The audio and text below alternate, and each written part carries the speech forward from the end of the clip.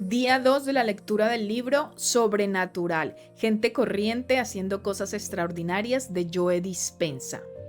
Abriendo la puerta a lo sobrenatural.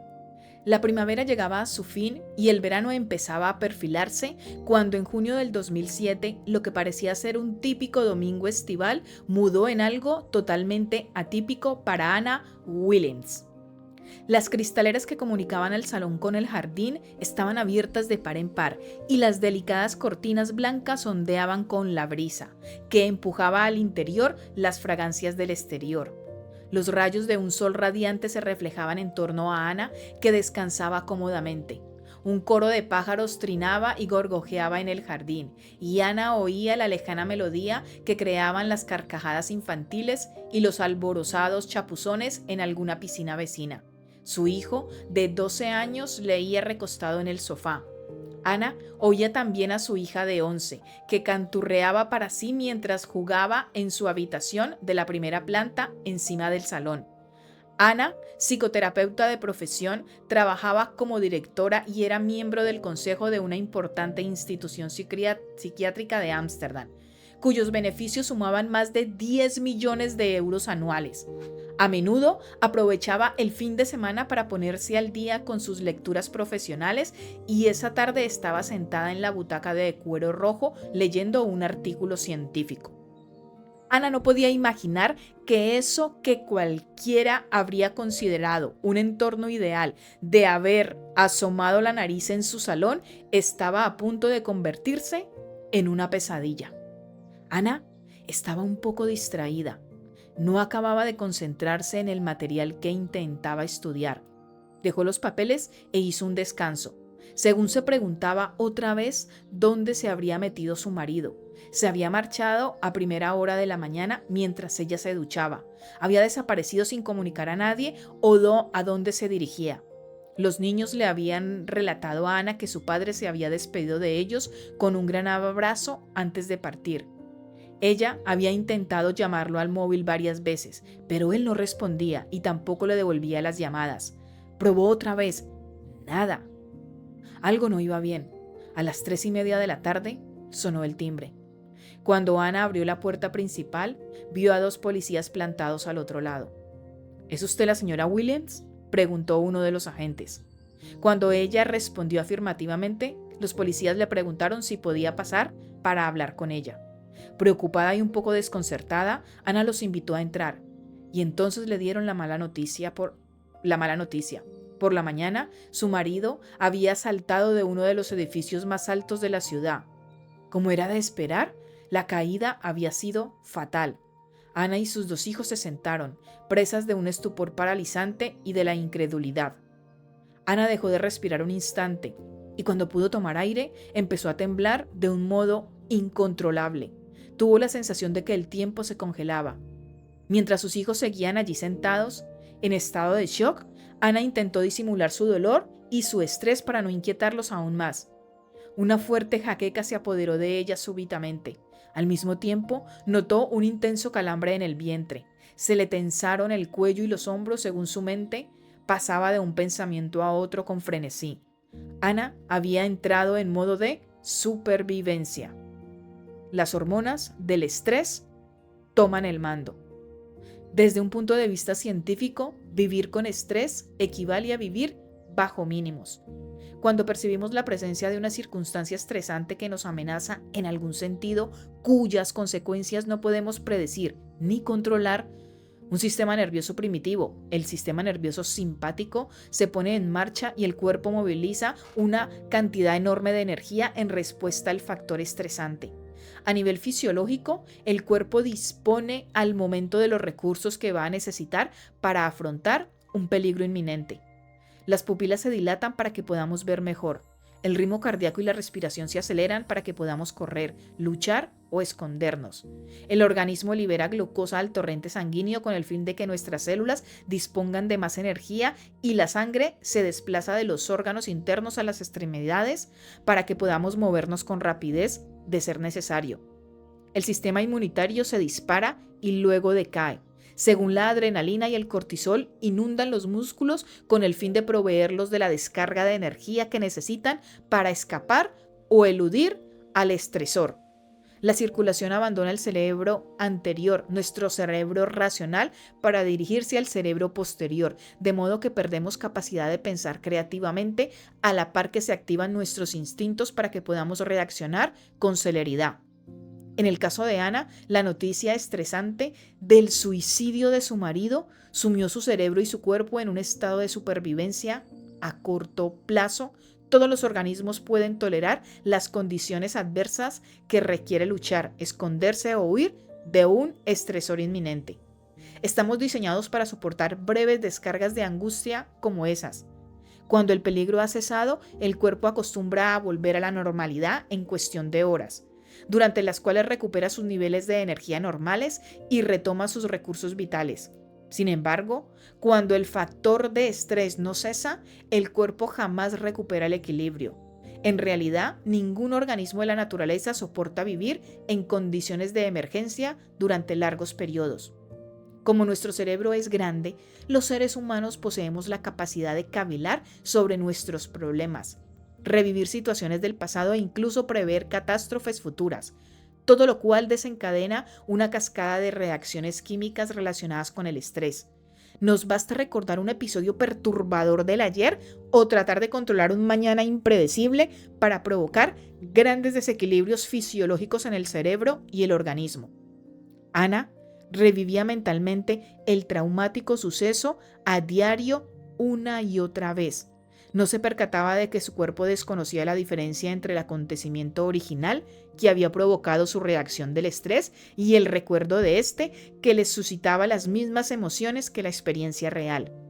En cada ocasión, nocivas sustancias químicas inundaban su cerebro y su cuerpo, igual que si el desastre se estuviera repitiendo una y otra vez.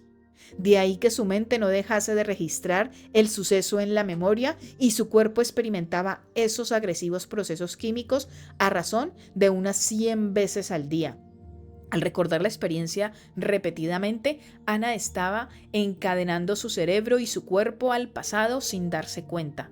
Las emociones son consecuencias o respuestas químicas de las experiencias pasadas.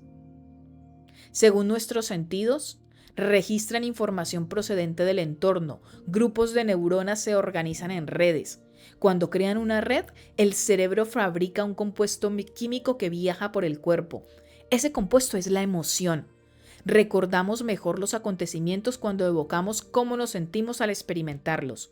Cuanto más alto sea el coeficiente emocional de un suceso, ya sea positivo o negativo, más profundo será el cambio de la química interna en el instante en que reparamos en un cambio interno significativo. El cerebro presta atención al agente externo que ha generado ese cambio y registra las condiciones externas. A eso le llamamos memoria.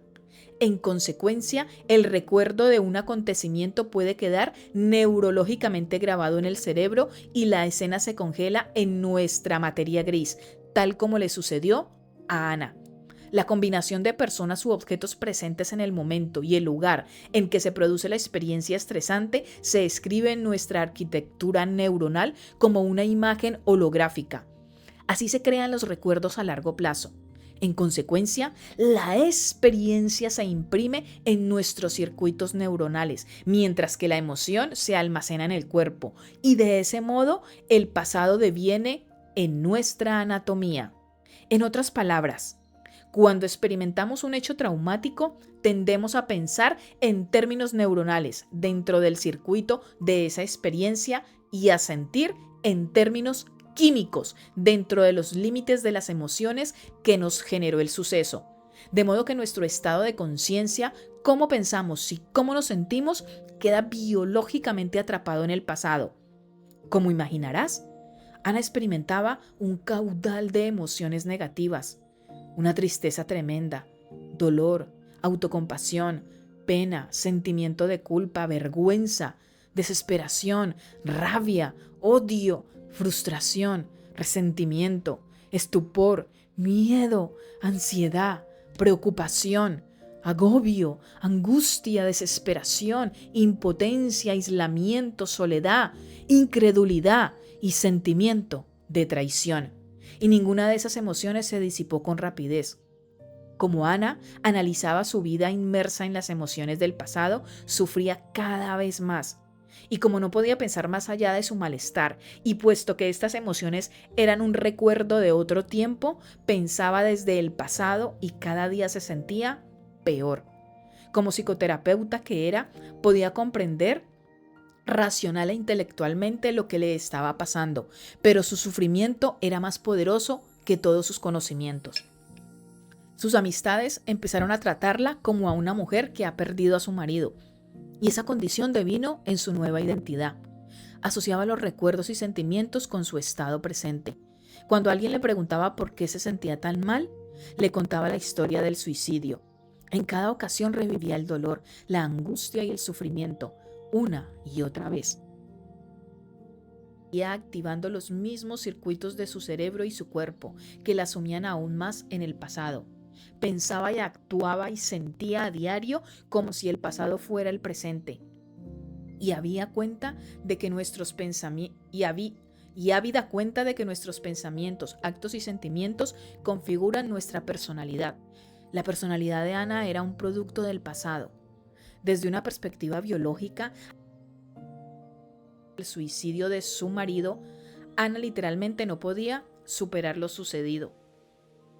Ana ya no podía trabajar y tuvo que pedir la baja laboral. En esa época descubrió que su marido, aun siendo un abogado de éxito, estaba experimentando graves dificultades financieras. Ana tendría que pagar deudas considerables de las que ni siquiera tenía conocimiento previo y carecía del dinero para hacerlo. Como es natural, el estrés emocional, psicológico y mental que ya padecía se multiplicó. Los pensamientos de Ana devinieron un círculo vicioso en el que las mismas preguntas se repetían una y otra vez. ¿Cómo voy a cuidar de mis hijos?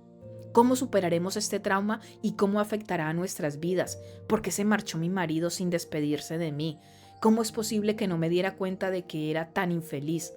¿Le fallé como esposa? ¿Cómo pudo abandonarme con 2 hijos y cómo me las arreglaré para criarlos yo sola? Poco después, los juicios de valor se abrieron paso en su mente.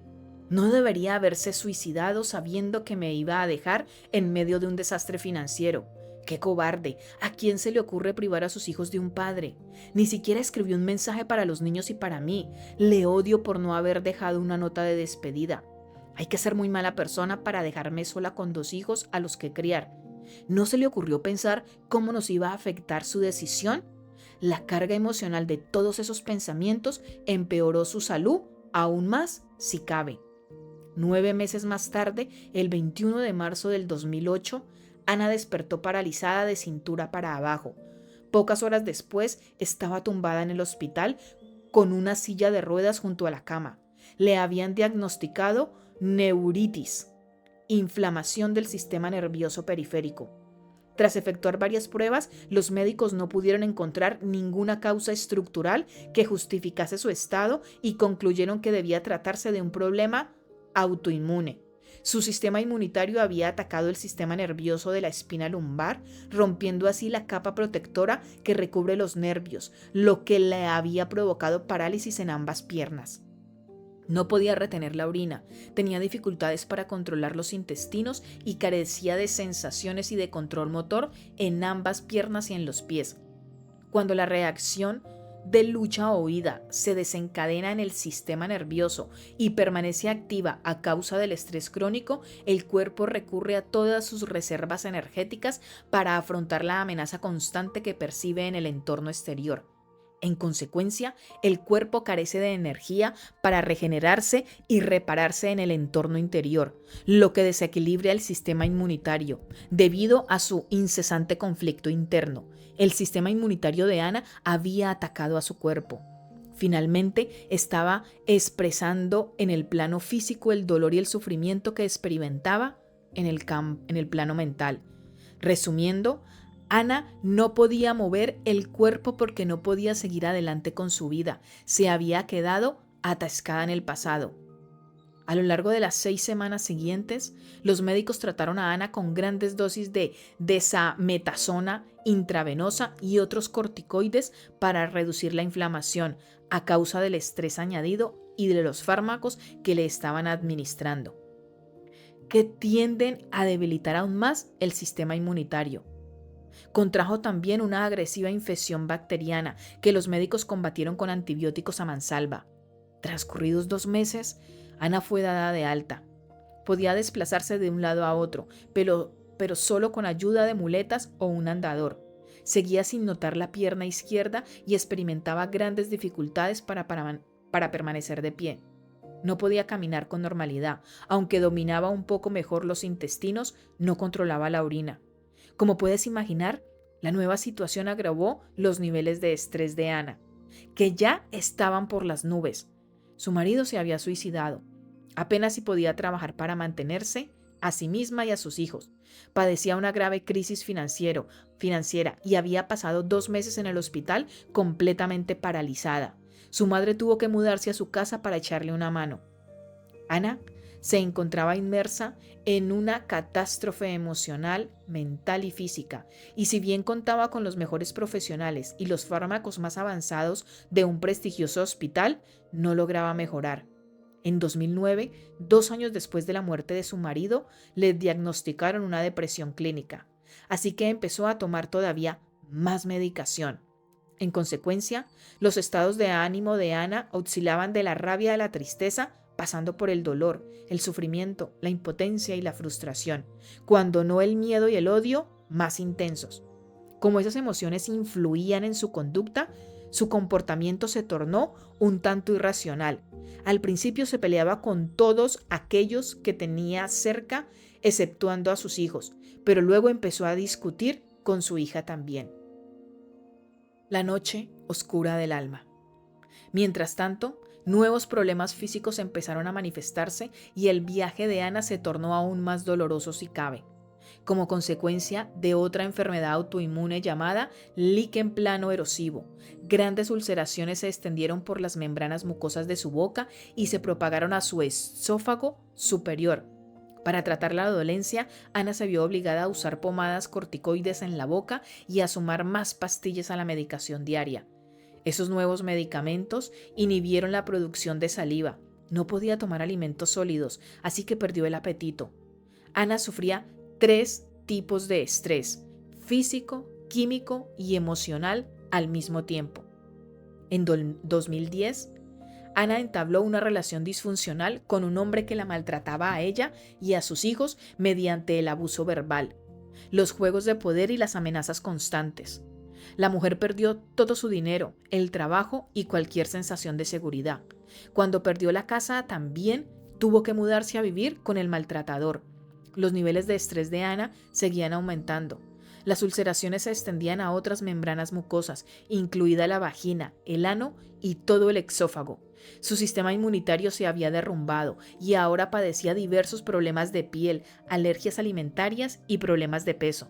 Empezó a experimentar dificultad para deglutir y acidez de estómago, así que le recetaron nuevos medicamentos. En octubre, Ana abrió una pequeña consulta de psicoterapia en su hogar. Solo tenía fuerzas para atender a 2 clientes al día, por la mañana mientras sus hijos estaban en el colegio y únicamente 3 días a la semana. Por la tarde se sentía tan agotada y enferma que se tumbaba en la cama hasta el regreso de sus hijos. Intentaba atenderlos lo mejor que podía, pero no tenía energía y nunca se encontraba con ánimo para salir de casa. Ana apenas si veía a nadie, carecía de vida social. Todas las circunstancias de su vida y de su cuerpo le recordaban constantemente hasta qué punto era desgraciada. No podía pensar con claridad y le costaba concentrarse. Apenas si tenía vitalidad o energía para seguir viva. Al menor esfuerzo su pulso excedía los 200 latidos por minuto. Sudaba y jadeaba constantemente y notaba un fuerte dolor en el pecho con regularidad. Ana estaba experimentando la más oscura noche del alma. Súbitamente entendió por qué su marido se había quitado la vida. No estaba segura de poder soportarlo más y empezó a considerar la idea del suicidio. Nada puede ser peor que esto, pensaba. Y pese a todo, su estado empeoró todavía más. En enero del 2011, El equipo médico le encontró un tumor junto a la boca del estómago y le diagnosticaron cáncer esofágico. Como es natural, la noticia no hizo sino aumentar los niveles de estrés de Ana. Los médicos sugirieron una tanda rigurosa de quimioterapia.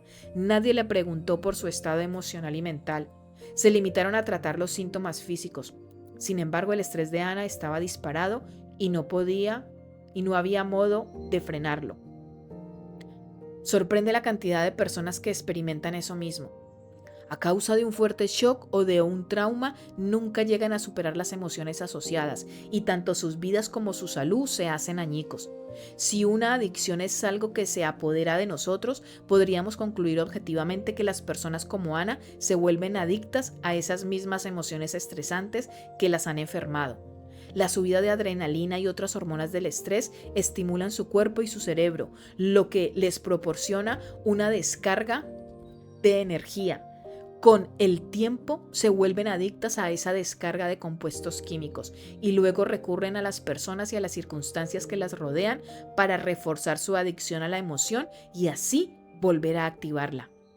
Ana estaba empleando su situación de estrés para renovar la descarga de energía y sin darse cuenta se había vuelto emocionalmente adicta a la misma vida que tanto odiaba.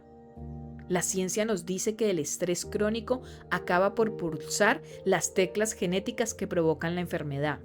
Así pues, si Ana estaba desencadenando su propia reacción de estrés al pensar en sus problemas y en el pasado, sus mismos pensamientos la estaban enfermando.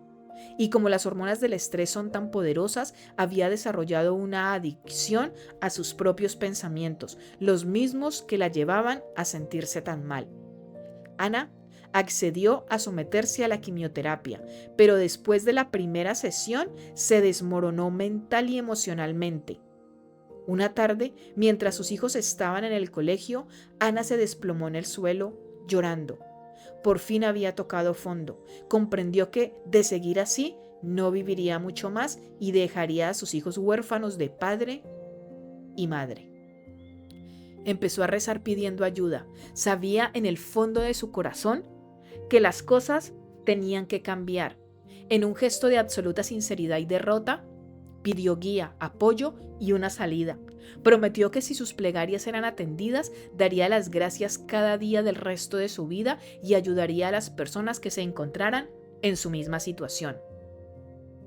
El punto de inflexión de Ana. Ana se tomó su decisión de cambiar como una misión. En primer lugar, decidió dejar todos los tratamientos al igual que los fármacos que tomaba para sus diversas enfermedades físicas, aunque no abandonó los antidepresivos. No informó a los médicos y a las enfermeras de que no volvería. Sencillamente no se presentó a los controles. Nadie la llamó ni le preguntó por qué. Únicamente el médico de familia se puso en contacto con Ana para expresar su preocupación. Aquel frío día de invierno de febrero del 2011, en el que se derrumbó en el suelo llorando y pidiendo ayuda, Ana tomó la firme decisión de transformarse tanto a sí misma como su vida, y la intensidad de su determinación le otorgó un nivel de energía que permitió a su cuerpo responder a esa idea. Fue esa decisión de cambiar la que le proporcionó las fuerzas necesarias para alquilar una casa en la que vivir con sus hijas y dejar la relación destructiva en la que se había instalado. De algún modo, ese instante la redefinió. Supo que tenía que empezar de cero. Ana y yo nos conocimos un mes más tarde. Una de las pocas amigas que le quedaban le había reservado una plaza en una de mis charlas de los viernes. Su amiga le propuso un trato. Si le gustaba la charla, se quedarían al taller que duraba todo el fin de semana. Ana aceptó. La primera vez que la vi, estaba sentada en una sala atestada a la izquierda del pasillo exterior. Las muletas descansaban contra la pared junto a su asiento. Como de costumbre, mi charla de esa noche se centraba en la capacidad de nuestros pensamientos y sentimientos para influir en el cuerpo y en la vida. Hablé de cómo nos enferman las sustancias químicas derivadas del estrés. Me refería a la neuroplasticidad, a la psiconeuroinmunología, a la epigenética, a la neuroendocrinología e incluso a la física cuántica. Trataré todos esos temas con más profundidad en otra parte del libro, pero de momento me conformo con que sepas que las más recientes investigaciones en esas ramas de la ciencia apuntan al poder de la posibilidad. Esa noche, rebosante de inspiración, Ana pensó: si yo he creado la vida que tengo ahora mismo, incluida la parálisis, la depresión, la debilidad de mi sistema inmunitario, las ulceraciones e incluso el cáncer, es posible que pueda revertirlo todo con la misma pasión con la que lo creé. Y con esa poderosa idea en mente, Ana decidió curarse. Inmediatamente después de participar en su primer taller, empezó a meditar 2 veces al día. Como es natural, sentarse a meditar le resultaba complicado al principio. Tuvo que vencer muchas dudas y algunos días no se encontraba bien, ni mental ni físicamente, pero meditaba de todos modos. También tenía mucho miedo. Cuando el médico de familia llamó para saber por qué Ana había dejado los tratamientos y la medicación, le dijo que era una ingenua y una boba y que no tardaría en empeorar y morir. Imagina la sensación que le provocó que una figura de autoridad le soltara algo así. A pesar de todo, Ana siguió meditando a diario y empezó a vencer sus miedos. A menudo se sentía abrumada por las cargas financieras, las necesidades de sus hijos y sus muchas limitaciones físicas, pero nunca usó esas circunstancias para zafarse del trabajo interior. Incluso asistió a 4 talleres más ese mismo año. Según fue conectando consigo misma y transformando sus pensamientos inconscientes, sus hábitos automáticos y sus estados emocionales, reflejos que se habían grabado en su cerebro y controlaban emocionalmente su cuerpo, Ana fue creyendo más y más en la posibilidad de un nuevo futuro que en el mismo pasado de siempre. Empleó la meditación combinando una clara voluntad con una emoción elevada para cambiar su estado de conciencia. Dejó de vivir biológicamente en el pasado para habitar en un flamante porvenir. Cada día, Ana procuraba finalizar la sesión de meditación siendo una persona distinta a la que había comenzado. Decidió no dejar de meditar hasta que su conciencia se hallase inmersa en un profundo amor por la vida. Para un materialista que define la realidad a través de los sentidos, Ana no tenía ninguna razón tangible para amar la vida. Estaba deprimida, era una viuda con 2 hijos a su cargo y endeudada hasta las cejas. Tenía cáncer, sufría parálisis y úlceras en las membranas mucosas y su calidad de vida, sin pareja, ni compañero significativo, ni apenas energía para atender a sus hijos, dejaba mucho que desear. Pero gracias a la meditación, Ana descubrió que podía mostrarle a su cuerpo en el plano emocional cómo se iba a sentir en el futuro antes de vivir la experiencia real.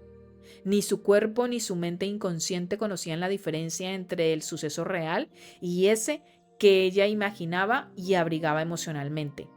También sabía, gracias a lo que había aprendido sobre epigenética, que emociones tan elevadas como el amor, la dicha, la gratitud, la inspiración, la compasión y la libertad podían estimular nuevos genes capaces de crear proteínas sanas que influyeran en la estructura y el funcionamiento de su cuerpo.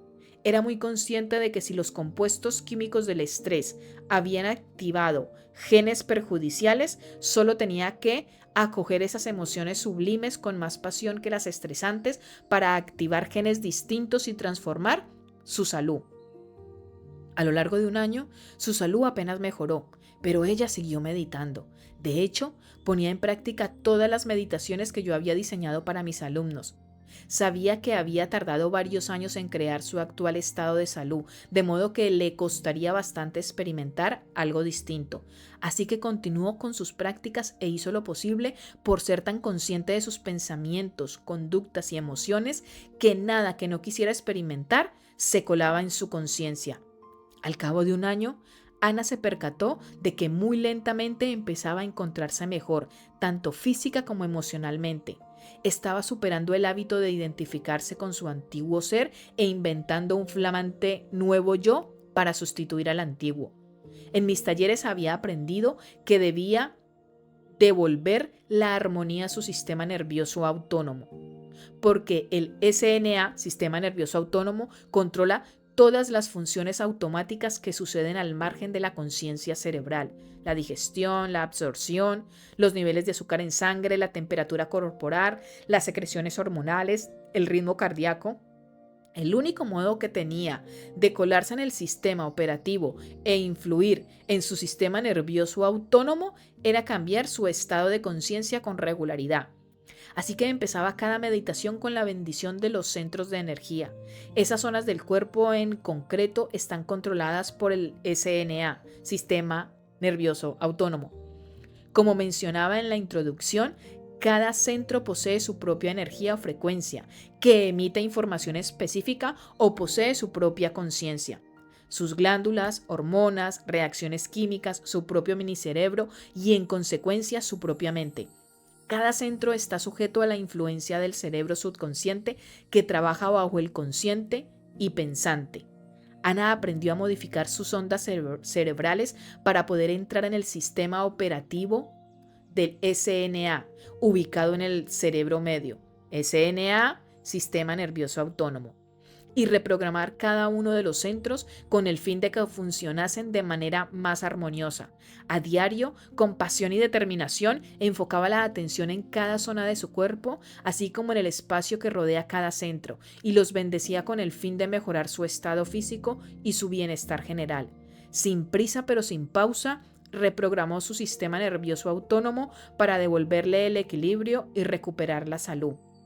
Ana aprendió también una técnica de respiración que suelo enseñar en los talleres. Sirve para liberar la energía emocional que se acumula en el cuerpo cuando pensamos y sentimos lo mismo una y otra vez.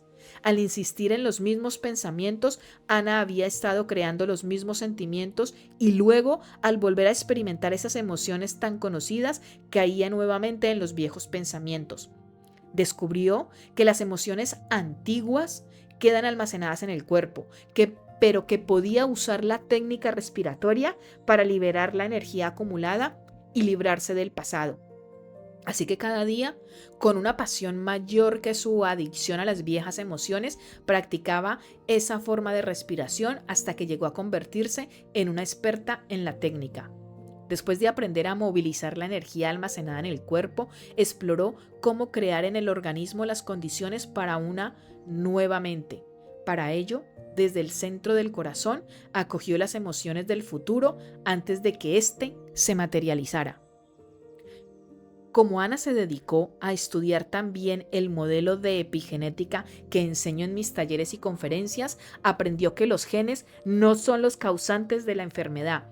Es el entorno en el que envía señales a los genes responsables de la dolencia. Ana comprendió que si sus emociones eran reacciones químicas de experiencias externas, al revertir a diario las emociones del pasado, estaba activando y dando instrucciones a los mismos genes que le provocaban los problemas de salud. Sí, en vez de eso, pudiera incorporar las emociones de su futura vida, abrigando estos sentimientos antes de vivir la experiencia, podría cambiar su expresión génica y transformar su cuerpo para alinearlo biológicamente con el nuevo futuro. Ana puso en práctica una meditación adicional que implicaba enfocar la atención en el centro del pecho y activar el SNA desde un estado elevado con el fin de suscitar y mantener un tipo de ritmo cardíaco muy eficiente que denominamos ritmo cardíaco coherente. Más adelante explicaré el detalle en qué consiste. Durante largos periodos de tiempo, descubrió que cuando experimentaba resentimiento, impaciencia, frustración, rabia y odio, esos mismos estados le provocaban una reacción de estrés que llevaba a su corazón a latir de manera incoherente y desordenada. Ana aprendió en mis talleres que si era capaz de mantener el nuevo estado de coherencia cardíaca, con el tiempo experimentaría las nuevas emociones más profunda y plenamente, igual que había adquirido el hábito de albergar sentimientos negativos con regularidad. Como cabía esperar, le costó bastante mudar la rabia, el miedo, la depresión y el resentimiento por la alegría, el amor, la gratitud y sensación de libertad. Pero no se rindió. Sabía que esas emociones elevadas se traducirían en más de 1000 compuestos químicos distintos que repararían y devolverían la salud a su cuerpo. Así que lo hizo. Ana practicó a continuación una meditación que yo he diseñado. Implica caminar a diario en la piel de su nuevo yo. En lugar de sentarse a meditar con los ojos cerrados, empezó a meditar de pie, también con los ojos cerrados, plantada sin moverse del sitio. Entraba en un estado meditativo que transformaba su conciencia.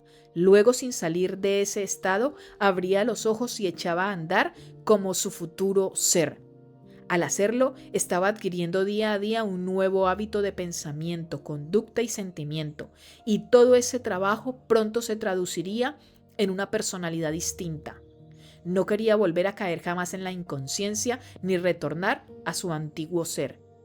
Ana advirtió que, gracias a todo ese trabajo, sus pautas de pensamiento habían cambiado. Ya no activaba las mismas redes neuronales del mismo modo exacto. Así que esos circuitos dejaron de conectarse y empezaron a desactivarse. Gracias a eso, dejó de pensar como solía. En el plano emocional empezó a atisbar destellos de gratitud y alegría por primera vez en muchos años. A través de la meditación estaba conquistando a diario aspectos de su cuerpo y de su mente. Ana se tranquilizó y su adicción a las emociones derivadas del estrés se suavizó. Incluso empezó a sentir amor nuevamente y siguió adelante, ganando más y más terreno a diario a su antiguo ser. Y bueno, chicas, hasta aquí llegamos con la lectura de hoy. Por favor, déjame en los comentarios si tienes un poco de intriga. ¿Qué pasa con Ana? En la siguiente lectura vamos a seguir con esta historia y todos los aprendizajes de este maravilloso libro.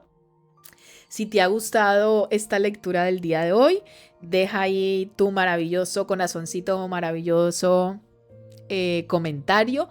Y si quieres unirte al club de lecturas que inspiran, en la descripción tienes el enlace, así como también para que conozcas un poco de mi trabajo en la Escuela de Amor Propio.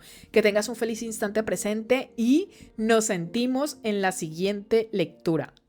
¿Te imaginas tener acceso a herramientas holísticas que no solo te permiten reprogramar tu mente, sino también conectar con tu divinidad interior?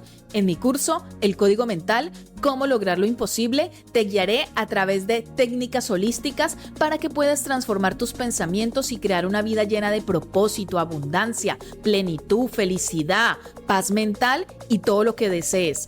Esta es tu oportunidad de alinear tu energía mental, emocional, corporal con tu esencia espiritual y desbloquear todo tu potencial gracias a tu poder interior. Inscríbete ahora y comienza a vivir en armonía con tu verdadero ser. Recuerda que estás destinada al éxito y la grandeza. En la descripción tienes el enlace para descargar el dossier del curso.